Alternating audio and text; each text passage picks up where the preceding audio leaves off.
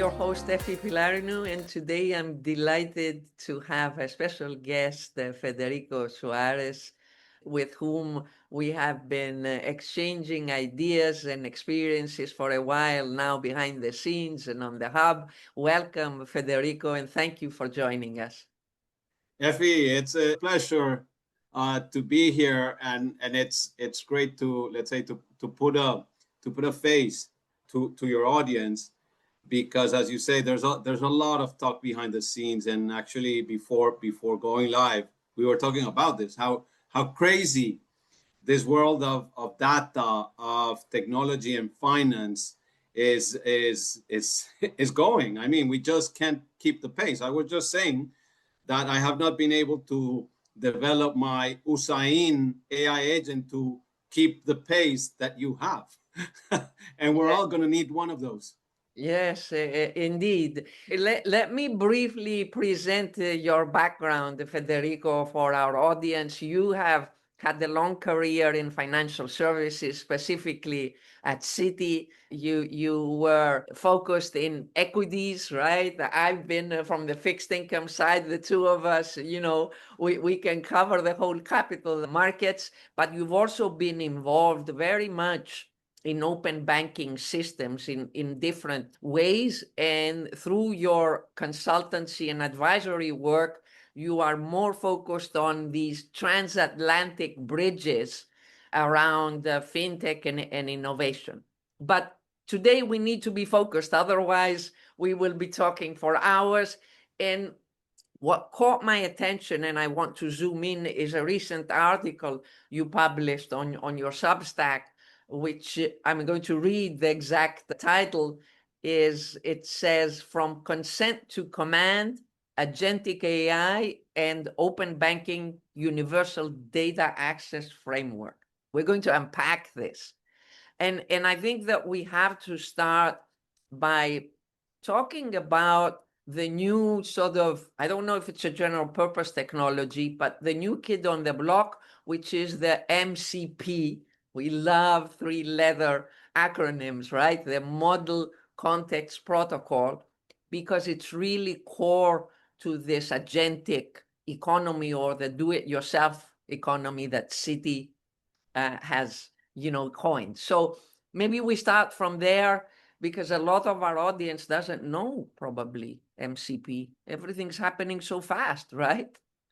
Yes. So yeah. Well, thank you. And yes, it's been an amazing journey, and this intersection between financial technology, capital markets, has been very, very interesting. And being, let's say, I've had, let's say, the chance to be there when many of these things were happening. So, and see the evolution from where there was no internet to having agents.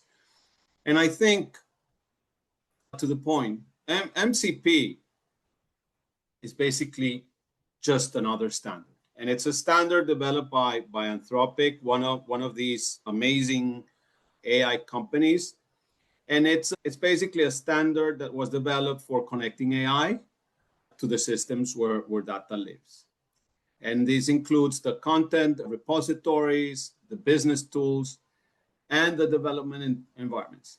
So when you look at standards, I like to say that people get really confused, and they make it confusing, but the people that come from payments will understand that they've developed a lot of standards, and open banking builds on this, open finance builds on this, open data is building on this, and MCP is just an additional iteration, but an additional iteration for a new economy.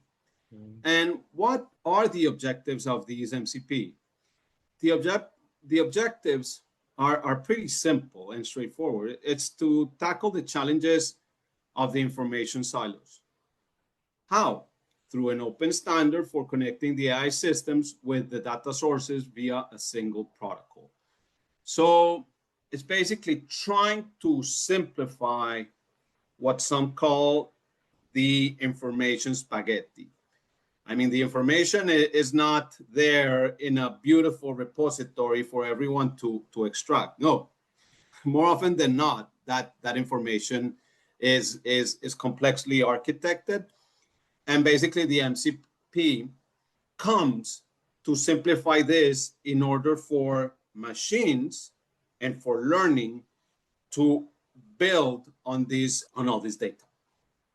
And Federico, my understanding is that this was developed last year by Anthropic, and they open sourced it recently, I think the end of 2024, right? So now it's out there, and developers, whether it's, I don't know, Stripe comes to mind first, obviously, as they are very, at least openly active in this space, in payments and in agentic commerce. And I imagine that they are using that. The first thing in my mind is, are MCPs very different than APIs? I mean, APIs have really enabled, all this fintech evolution that we have seen, stacks that are open banking stacks, new business models, and so on. But APIs are different than MCPs. And can we talk to that? Is it more because they're both about access, right? They're both about connectivity, but we're talking about a general purpose technology, maybe MCPs, or not really? They're really in the same category, just for a different use case because they're more contextual. Can you talk to that a bit? Yeah, well, I think, and I think you use the word general purpose, and that's why APIs are. They were designed for software to software communication, not specifically for artificial intelligence. And I mean, I'm not an expert, but in artificial intelligence, what we are seeing, and probably let's say, what LLMs brought to us and the transformers is that ability to process information in parallel. And that's very powerful, okay, because it's comparing information. It's not you request information, you bring a piece of information, you process that information, and you act on that information. Here, you're using context. So MCP, on the other hand, was built from the ground up for large language models. And it standardized how LLMs fetch context and use tools. Yeah. And I think, Effie, at least for a pretty good time, they will coexist, okay? Until we go through this transition into what some call the post-web. And actually, there's a beautiful document by Outlier Ventures, yes, which I agree with you. Amazing. Which at least exploded my mind. I mean, I went crazy. Watch that, and I have listened to Jamie Burke in different podcasts to sort of soak this idea of moving from the attention economy, as he talks, to the intention economy. Yeah. And I think, Effie, that's very important because, and at least, I mean, it took me some time. I think you're way more mature in your, let's say, Web3 journey, crypto journey. I wish I would have been a believer earlier on in my career, but I think reading that, and which at the end of the day has behind all this tooling around MCPs and agents, I mean, you understand what Web3 means, not Web 3.0. What Web3 means. Web3 is the tooling, okay? It's the infrastructure that really allows those agents to live in a world of AI. And I think it's very important. When I read that, suddenly things started to become clear, because crypto is very complex in Web3, and people like to make it complex. Yeah. But when you read that, you start to understand these things. So going back, these will coexist for a long time until the browser disappears. Okay, as we know it. And it's probably a bit like going back to the beginnings of the World Wide Web, when basically all new things were being architected and built on top of the rails, not through the browser. Yeah. What you say, I've been a big proponent the last 4 years that the big innovations are at the infrastructure level. And we knew it when we looked at Brazil and India, what they were doing in finance with the technology stacks, but not a lot of people were believers that this will come for the web as a whole. And we can't, be talking about infrastructure only for finance, only for payments. Here, we're having a huge paradigm shift, right? Which is what you were referring to, And I think, Effie, if I may, I think that what you say is very important. I think it happened for a reason. They developed markets, let's say, believe that they already have the tooling, that everything is in place just because most people are banked. Okay. But in most the emerging markets, I mean, that has changed fast, but in most emerging markets, innovators had to build the infrastructure and they faced the wall. So they had to, let's say, use every tool in their toolkit in order to be able to construct the rails, the infrastructure, to build the innovative business models that they have been creating. Yeah. There's no doubt about it. Necessity is the mother of invention, and they have definitely innovated there. So you talk about how to connect open banking, open finance, and you propose a new framework. What is the reason, except, of course, we're all concerned about security in this agentic world that needs, access and connectivity behind the scenes. Tell us a little bit about what are the core concerns and why you have this vision around the convergence, if you want, of open banking, open finance, the MCP protocols and these standards.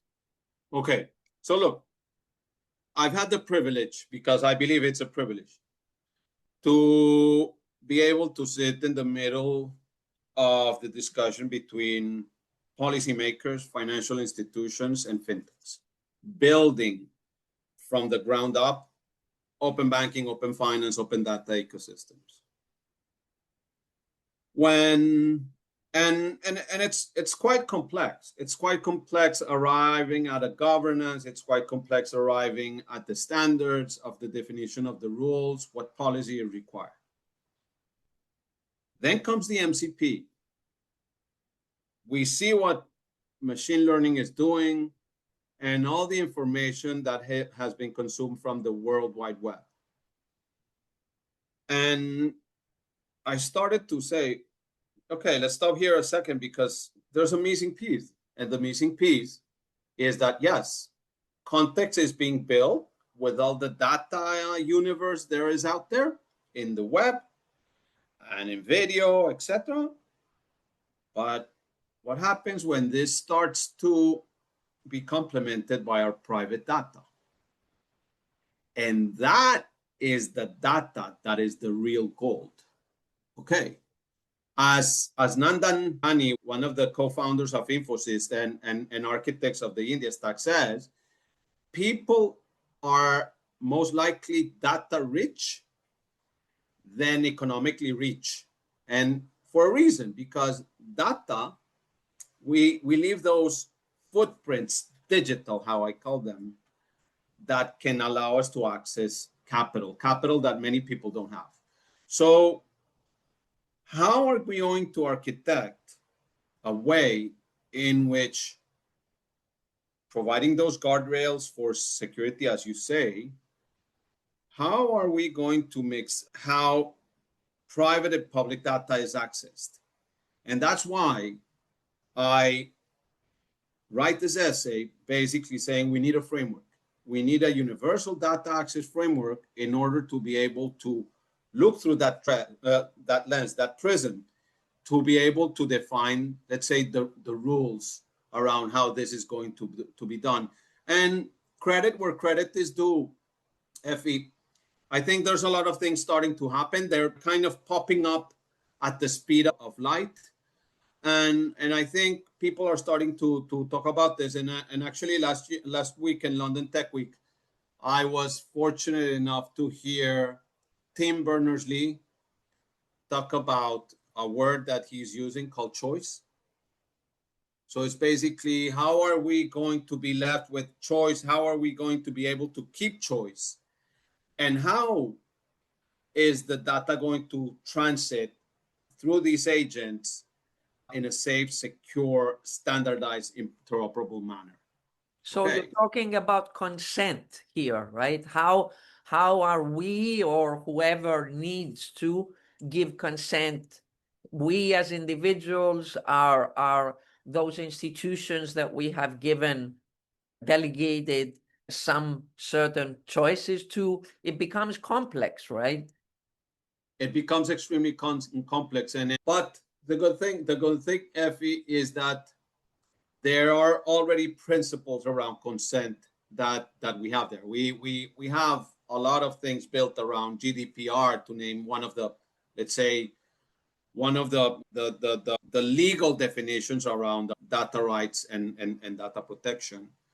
And I think there's a lot of work around consent, but how it's architected, how it's triggered, how it's managed is going to need to be, it's going to need to evolve, because now we're basically almost blindly signing for an assistant to do things on our behalf.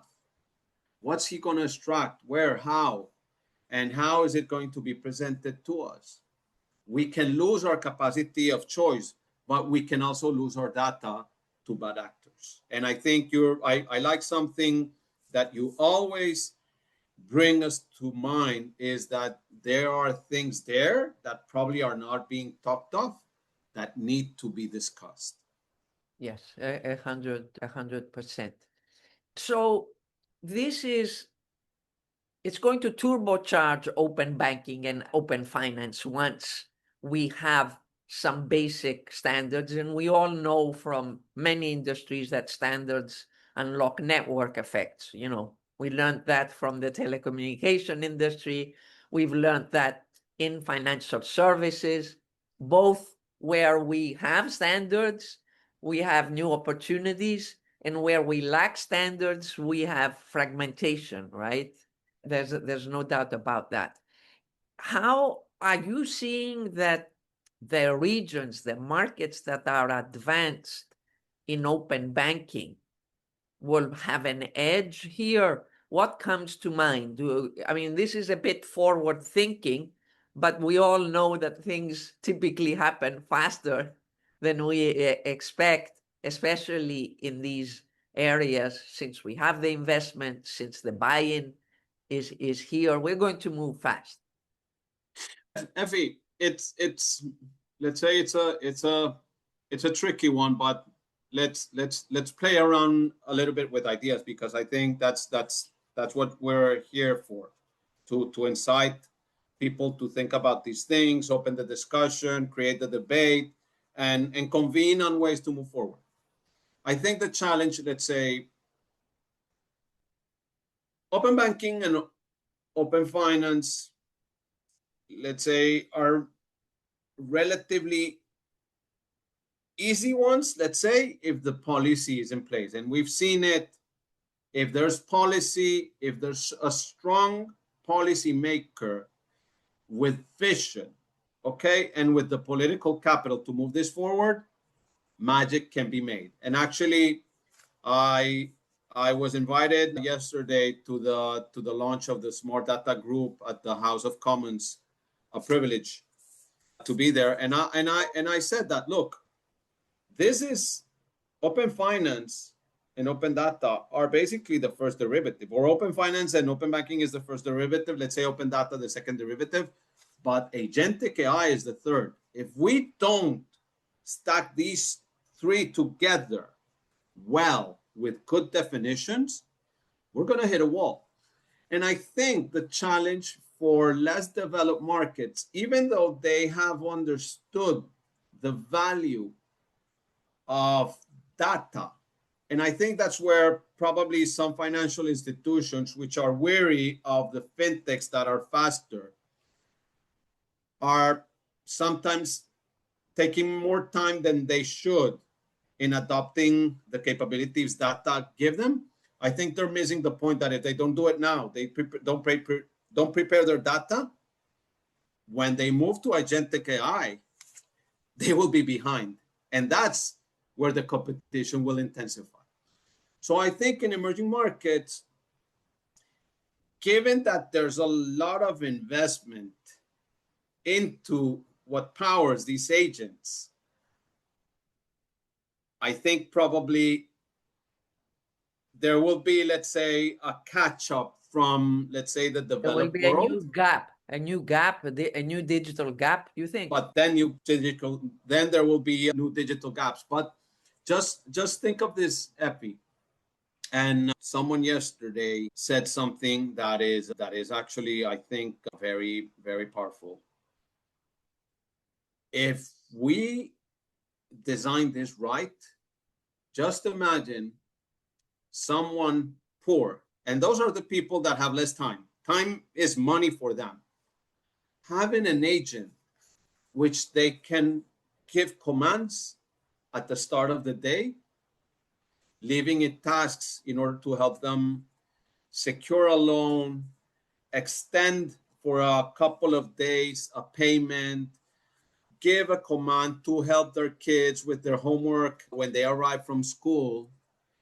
That's powerful for people that don't have time, and that time is one of the most valuable assets.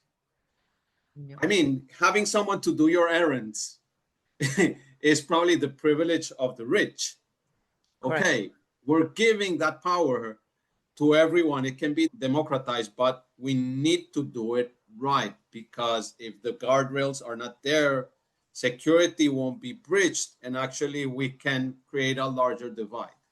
A larger divide. Yeah. Federico, as I listen to you and I'm about emerging markets and the whole experiences that you're sharing from recent discussions, the question comes to mind is, isn't it true that super apps, the scaled super apps that exist mainly in Asia and some in Africa, right? They will probably have a big lead in this because they are closed systems that have all this data, and the consent is easier if you have a closed system, because like in the developed markets, we don't have a closed system, so consent is a mess, variety of consent. And maybe there's not such a big concern about data privacy. So my big question is, and I'm watching whether we will see from the WeChats of the world and other super apps, even super apps in Latin America, Mercado Libre, maybe that ecosystem is not such a super app model, but what are your thoughts around super apps? I think they have a first chance at the bat because they already, context is built into their business model. Yes. Yeah. Okay, so I'll put you an example. In Latin America, I would say there are two super apps, which is Rappi, yeah, founded by Colombians, extended across Latin America, it's Brazil, Mexico, and other countries, and iFoods, okay, which is now, if I recall, iFoods is now part of Prosus, okay, which is iFoods. It started as a food, like Rappi, but Rappi did something very interesting. It did two things. One, it would send you money home, so it's basically like a cash machine. That was powerful. Number two, it did errands for you. Okay. Okay, can you bring me something from the pharmacy? Can you go and print this thing? And people got accustomed to that. So they have a lot of context. they've built So it was powerful a data machines. physical, hybrid already assistant running errands. Yes, exactly. A guy in a bicycle or in a motorbike across your city. So they have a first-hand view of what you like, what you consume, a lot of context. But Effie, I think, and people trust them because they've helped them in their lives. I mean, they are in a way they're a first view into what an agent is. Okay, without the agentic capabilities AI brings. So, but I think financial institutions, fintechs, the new banks of the world, the Times, the Revoluts are moving really, really fast on this. Remember, 2 years ago, David Velez from Nubank said something that when MCP came to fruition, it kind of like went full circle. He said, "My vision is for everyone to have a personal banker in their pocket." And he's expanding the services. He's now providing telco services, those type of things, and he's experimenting and he's moving across the world. So I think the financial institutions and wealth management. Exactly. So the financial institutions and fintechs already have you in their apps. They can build on top of that, and I think the wallet is going to be basically that agent. It's basically the hardware that you will face, where you will speak, command in any way, whatever. I don't know how, or in your glasses, your watch, you will be speaking to these agents like Spock did, or like Luke Skywalker spoke to 3CPO and R2D2, and they would go out and do things. Correct. Honestly, Federico, there's one part what you said, the agent that does all our errands, right? And the stuff that we don't want to do or that are time consuming and complex.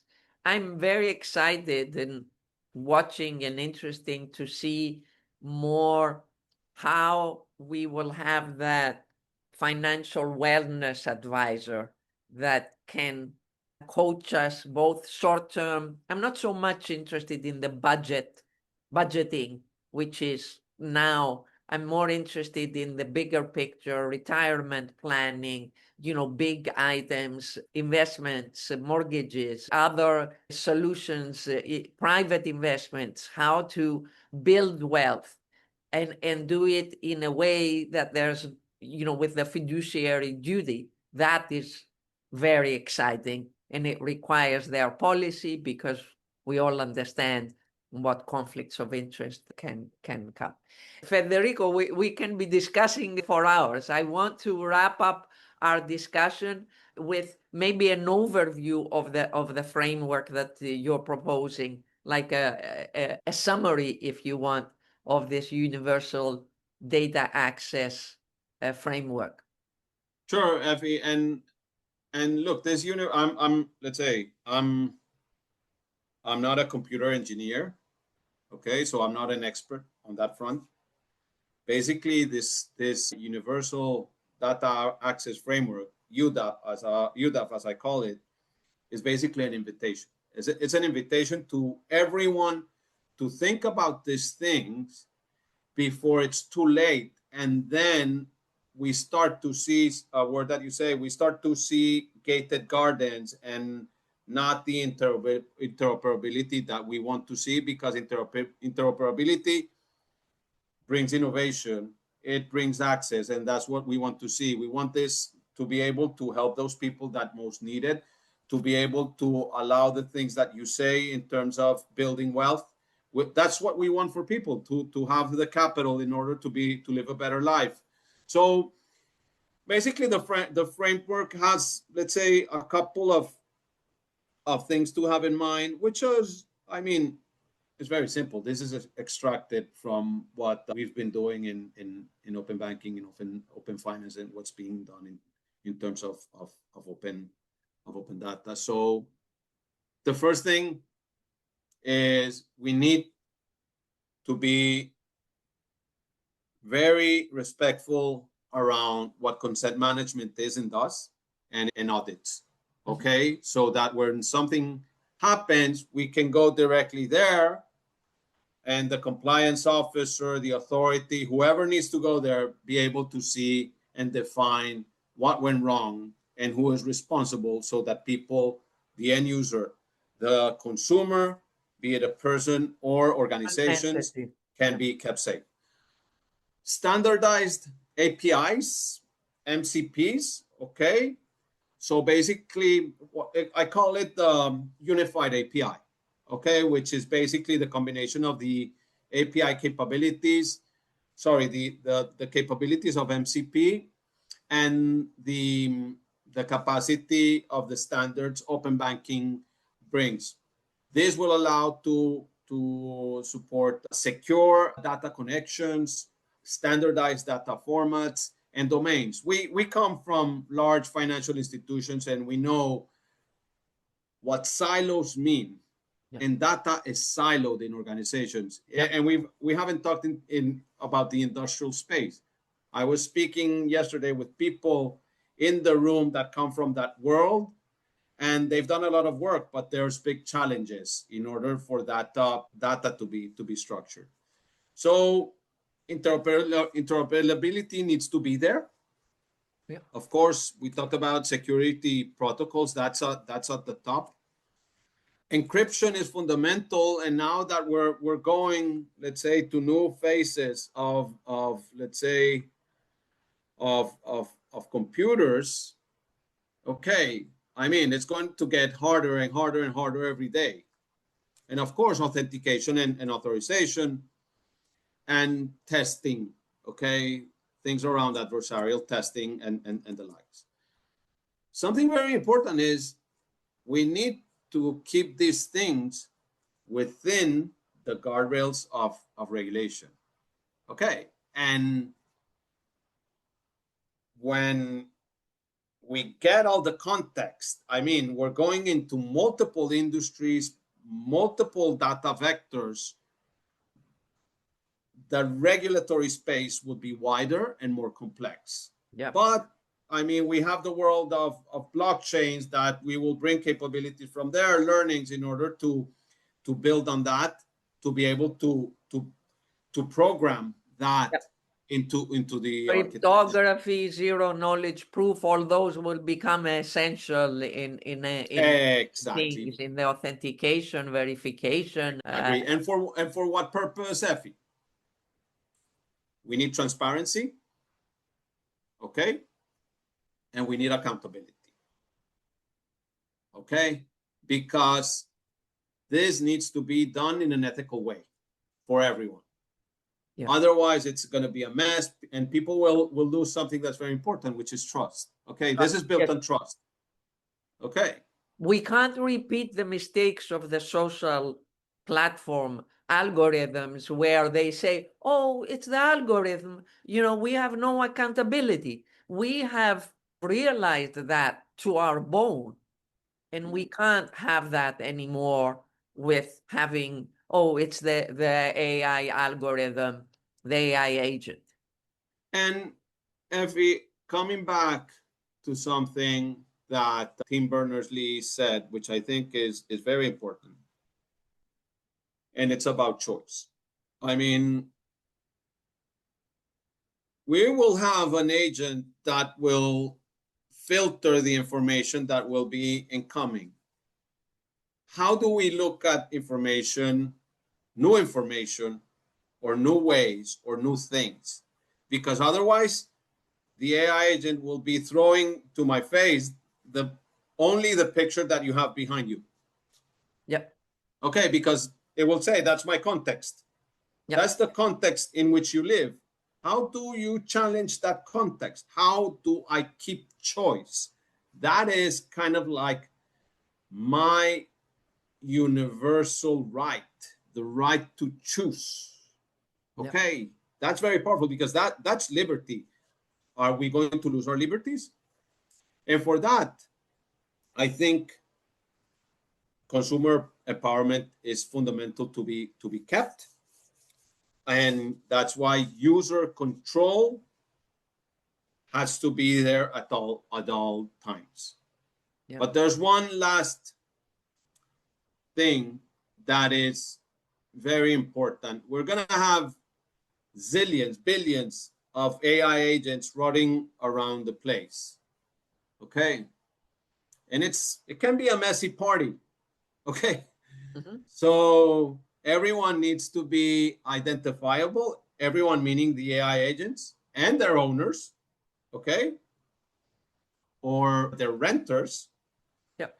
And they need to be able to be verified, yep, on the spot. Yeah. Yep. And that's where I think we need to figure the clever ways how this is done, because this architecture is going to be very challenging. And we're seeing that in a way, the vendors are being the ones that are taking this role, but we need to keep in mind that in a way that role needs to be left to the consumer. That's going to be challenging. And probably there's an interesting company that is starting to look at this on how that power resides in the hands of the consumer or the organization, and it's in Rupt, which is basically one of the company founded by Tim Berners-Lee and the CEO Grant Johnson. And actually they're architecting ways for that to be able to put a layer where that data can be filtered, masked in order to protect that consumer in a better way. But I think these are all experimentations. It's early on, but let's say I think that's the purpose, Effie, of UDAF. It's basically to create a prism, and the discussion will be wide. There will be different verticals on where people will decide to explore. But I think it's bringing the experts in every field to try and put their hands in there in order to construct something that will make it secure for everyone, better for everyone, more cost efficient for everyone, and that brings about the better part of that agentic, of that AI world. Federico, thank you so much. This is amazing. And I close the discussion with one of the highlights that I took from what you shared in your framework, which is all this has to be done with an intent to preserve the choice and the will of the consumers. All these challenges have always to find solutions that preserve the choice of the consumer and the customer. And on that note, I want to close and thank you so much.